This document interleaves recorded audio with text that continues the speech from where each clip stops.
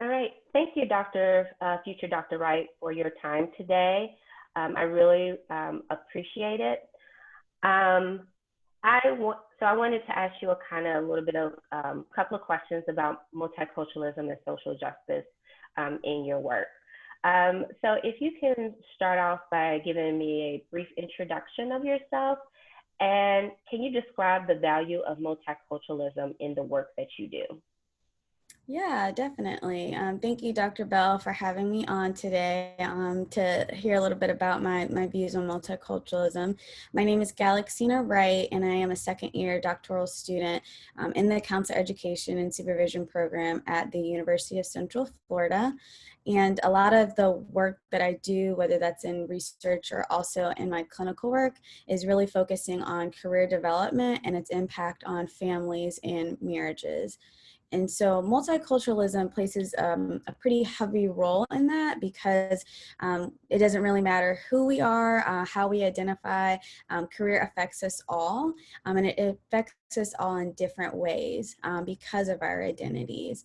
I also believe that multiculturalism is on a spectrum, which means that we've never really hit this kind of finish line or this high point of where we are with our own competencies, but rather it's a progression that kind of goes on throughout our lives and something that we need to continuously be aware of, be honest with ourselves about, and to continuously work towards growing on that spectrum. Yes, thank you for that answer. I was like nodding and agreeing with you about yes, it is on a spectrum. It's not an endpoint. And your research interest as far as like career development really like there's a lot of that within that field. So thank you so much for. I was just like yes, yes, yes. so, so my next question asks, what role does social justice play in your work? Yeah, I mean, I could go on for hours about that, but I'll try to sum it up. I think social justice now, and particularly, has become very important in regards to career development. In relation to COVID-19, the disparities in marginalized or historically marginalized populations is even greater, and it's even more distinguishable because so many people are being affected by the economy right now. And so I think it's very important that whether that's your career counselor or any type of mental health person, when you're looking at someone that has lost their job and you're looking at that social justice aspect, you know, people of color right now are going through a lot. You know, we're focusing on jobs, we're looking at the media regarding COVID-19, and then we're also looking at people that look just like us being murdered and not getting any justice at all throughout the media. And so I think it plays a very important role, and I think even more so for people of color because, you know, unlike others, we're not able to kind of think about it for a moment and then go back to our regular lives because it's something that we deal with on a regular basis. And so it's very important to incorporate that into the work that I do, especially as far as research. And making sure that we are notifying those that aren't of color or maybe that are in privileged spaces to really recognize how others are being affected. And that's on various levels of multicultural, whether that's socioeconomic, whether that's race, ethnicity. It's important to be mindful of those areas and to also, again, be making sure that we're looking at those on a regular basis.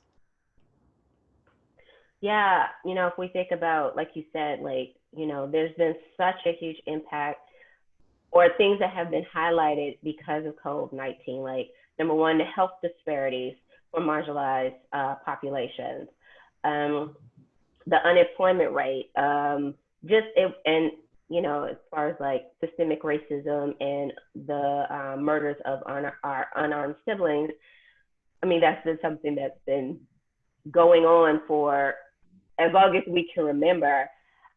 But you know, the COVID-19 has highlighted a lot of, you know, a lot of different stuff, and I think you're right that it is important for us if we're thinking about like social justice, how what ways can we ensure that we're engaged and active in that process, not only for our for people of color, but also non-people of color as well, because we're going to interact with a mix of clients, students, supervisors, clinicians, like everybody too. So so thank you for that.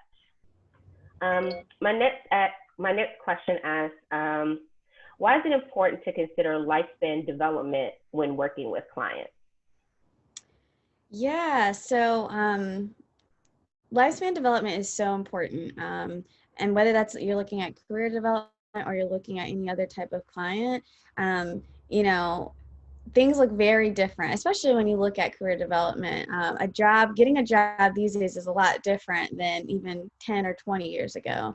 My parents grew up in a generation where you find a job and you retire there. And that was kind of like making it big to like hit this goal of retirement. But I think it's so important now because in terms of career, it's very normal for someone to career switch or change jobs within 2 to 3 times throughout their lifetime. And then looking at that lifespan really tells us a lot about how people adapt to certain things. One thing that we've noticed or research has shown with adolescents and young adults is that they're very much more apt to mental health counseling in general and counseling in general than later populations or populations that are an older generation. And so how they kind of cope and adapt to, again, the things that we're looking at now. So COVID-19, the social justice, different key areas, how they adapt to that is going to be different than different or other people within different populations and with different lifespans. So it's very important to take that into account. And the lifespan also can be affected based on, again, that person's background. And so when we look at multiculturalism, I think lifespan is also a part of that. And just like, I like what you said earlier when we were talking about how you can't distinguish your womanism and then you being Black. Those come together. And I think also with that is where you were raised, how you were raised, and where you are in your life right now. I think all of those things play a key factor in the clients that we help. Yeah, I completely agree with that.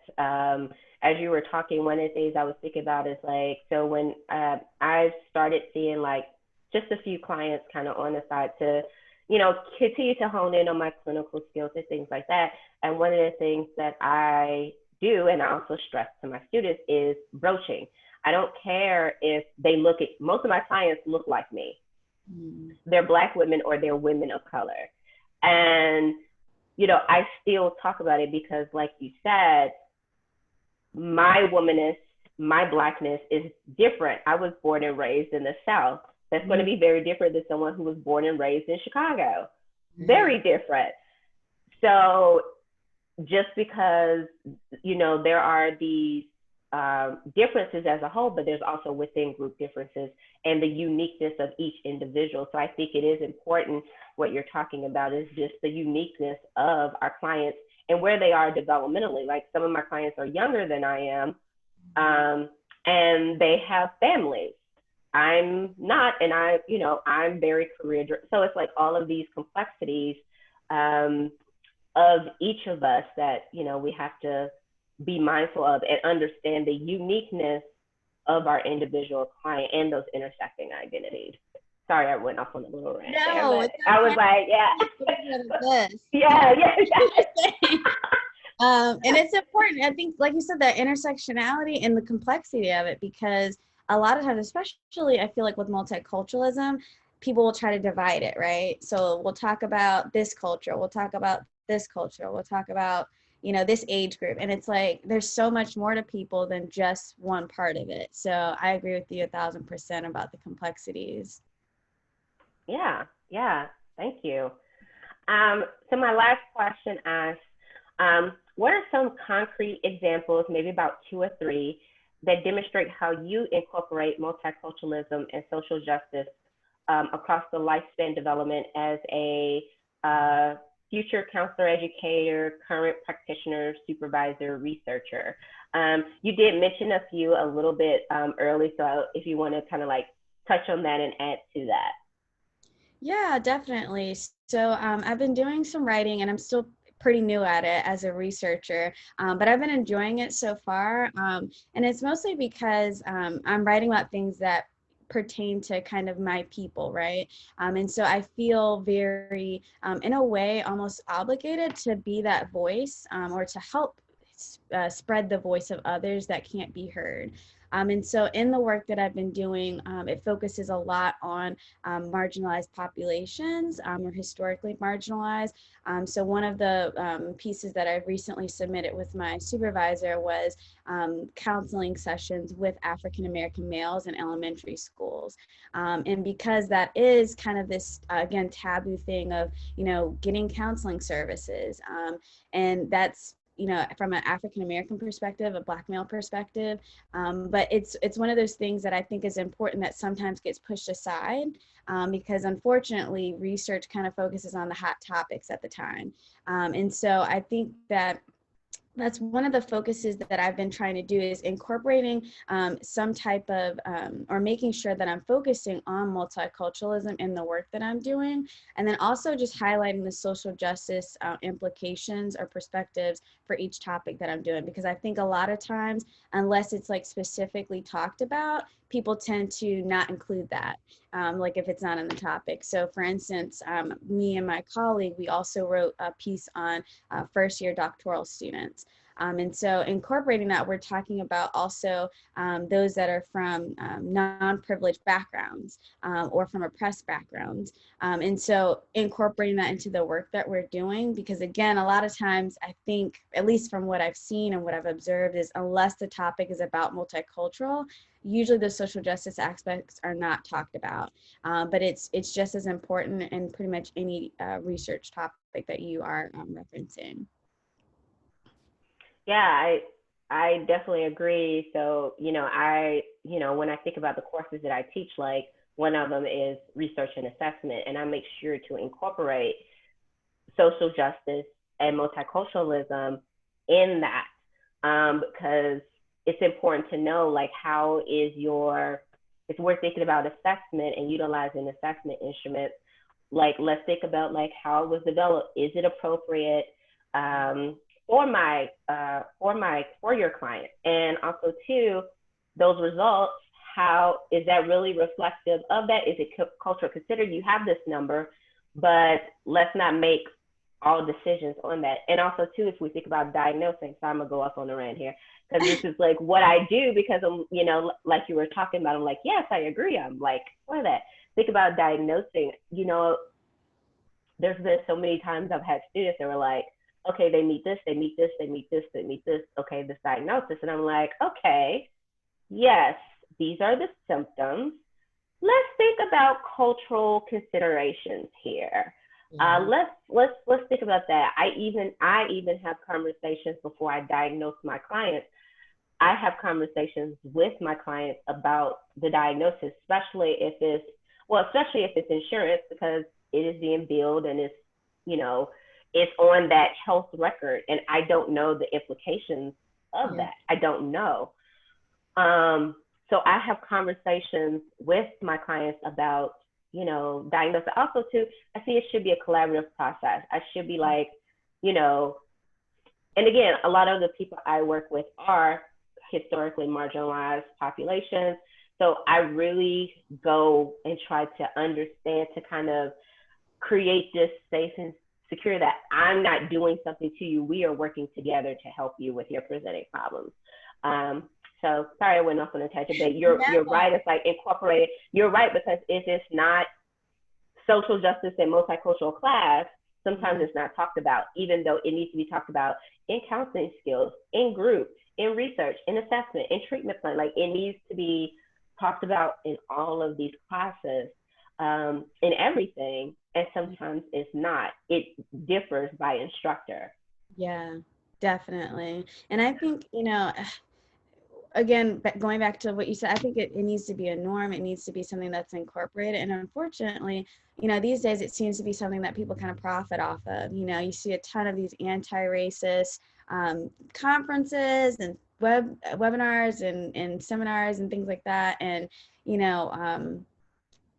while it's good, I hope the intent is behind it as well too, because like you said, that importance of incorporating it. And I hope it's not just a momentarily thing where we're doing it now, but something that continues to maintain, and that doesn't just tend to be a hot topic or a trend, because like you said, that's so important to have it throughout all of the counselor ed courses and not just that multicultural course. Yes. Well, thank you, future Dr. Wright, for taking some time out of your busy schedule to speak with me about multicultural and social justice and how you incorporate it in your work around career development and school settings and working with adolescents and marginalized populations. I really appreciate your time. Thank you so much, Dr. Bell. I really appreciate you taking the time out to discuss that with me and hear me out as well. All right. Well, I'm looking forward to all the wonderful things that you're going to do in the future. Oh, thank you. Thank you so much, Dr. Bell. No problem. Bye. Bye.